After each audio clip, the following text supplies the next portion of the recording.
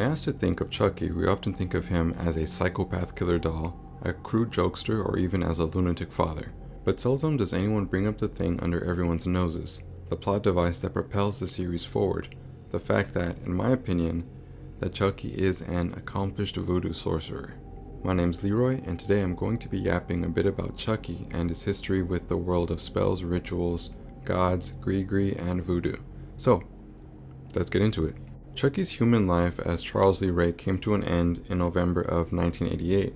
However, the first time he's ever seen associating himself with voodoo is in a flashback to 1987, a mere year before his death. He's seen reading from a book on voodoo in a car. During this time, Chucky has become enraptured with voodoo, and it's when he begins formal training from his voodoo instructor, John Elsop Bishop, who is also known as Dr. Death.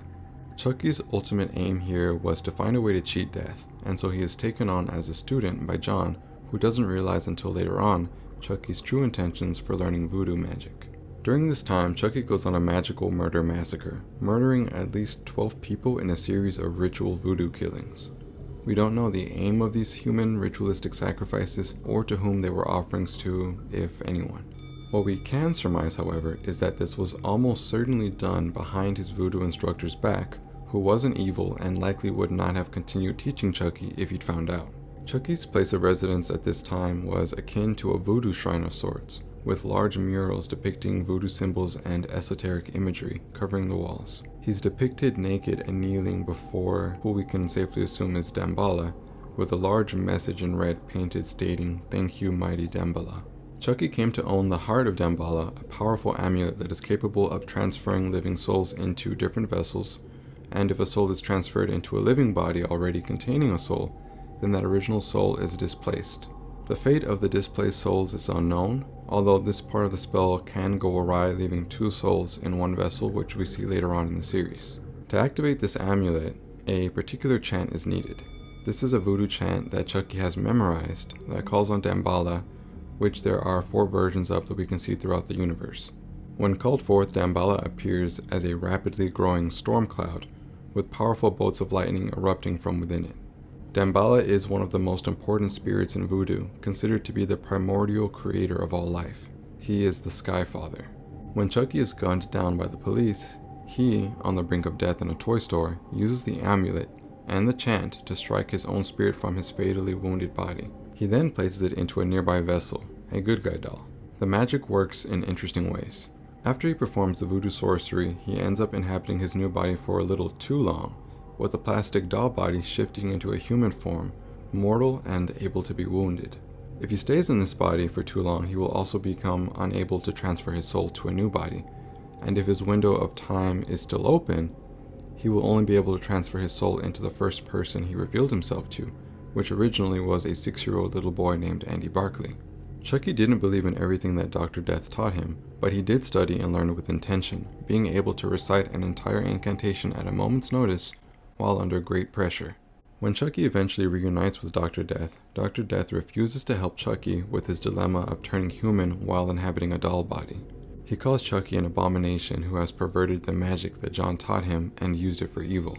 Before his voodoo instructor can stop him, Chucky produces the very voodoo doll of John himself, which he had taken earlier. He tortures John with the voodoo doll, breaking his limbs before stabbing him and leaving him to die. Sometime later, Chucky finds a voodoo spell on the internet which affords him a new technique in his magical repertoire, the ability to separate his soul into multiple host bodies, being able to make multiple copies of himself through magic. Time passes and Chucky is still taking time to learn and research for new spells or rituals that can be of benefit to him. He knows the voodoo magic works, and he spends time on the internet looking up ways to improve as a voodoo sorcerer. Chucky later learns of another spell that allows him to possess an entire army of hosts all at once, and this requires him to corrupt an innocent child and get them to kill on his behalf. His first attempt fails, but Chucky, being persistent if anything, succeeds on his next attempt of the spell, and in doing so he performs an amazing magical feat in bringing 72 good guy dolls all to life all at once. Chucky's voodoo abilities come to a halt, however, when his doll body begins to rapidly age and become withered. After a meeting with a witch doctor, he learns that he's become infected with a Christian magic of a Catholic variety from an exorcism that occurred in the past, which resulted in Damballa abandoning him and in effect him losing his voodoo abilities. Chucky is informed of another ritual to cure him, but it hasn't been attempted for hundreds of years, and it involves sacrificing 6 people to Damballa inside of an evil house. Eventually Chucky dies and comes face to face with the voodoo god Damballa in the ghostly plane. Damballa, who has taken on the image of a good guy doll, informs Chucky of his displeasure with him, and that his sacrifices were ignored because he felt that Chucky had cheated on him with other gods, and that his murders lacked passion and originality. Before being sent to hell, Chucky begs Damballa for one more chance, which he obliges, challenging Chucky to kill as a ghost. During this time, he communicates with the living via a seance, he commits murders, and he uses magic to rebuild his doll sculpture. Throughout the franchise, Chucky has researched voodoo on his own. He's made it an intimate part of his life and his home. He ended the lives of many people for the completion of numerous rituals. He cheated death, he displaced human spirits, he split his soul into fragments, he prayed to and communed with the voodoo god Damballa, both on the human plane and in the spiritual plane, and he learned how to bring to life multiple empty vessels using magical spells. He had formal training under a voodoo instructor and also killed that same person later utilizing a voodoo doll.